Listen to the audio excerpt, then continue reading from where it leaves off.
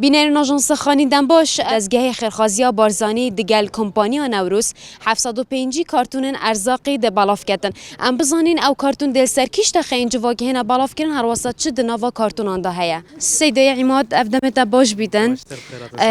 دزگاه خیرخوازی بارزانی دگل کمپانیا نوروز اف چالاکیه درست کریه که ده 705 کارتونان بالاف کرد. هر اف کارتون دل سر کیش تخینج واگهنا بالاف کردن هر واسط چه دنوا کارتونان ده هیا. بردوم یا کارو چالاکی دزگاه خیرخوازی بارزانی پلکفته هیوا رمضان پیروز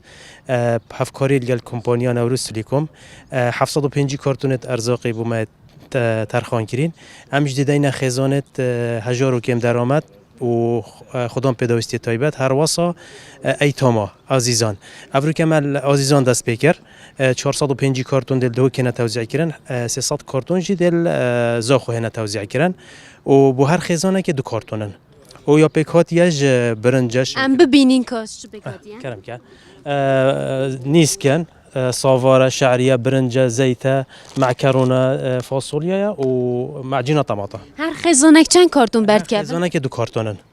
بله هوا آگه دار کی نه هنگ دچنا مال دو نه ما آگه دار کرین همی دهنا وره و صحة جامعة حاجی احمد دهنا وره و ام دل لیویا و بین حتی ساعت اکی نیفروجی ما يقول ساعت ده بس ام دستی ساعت آخر لیویا گیرین ان شاء الله همی بن حسا خوال کرن بله اف چالاکیت نه بو افروی یانجی ده بردام بن اف هاری کاریانه ان شاء الله ده بردوام بن و دل آکره و شلاد ز و زاخو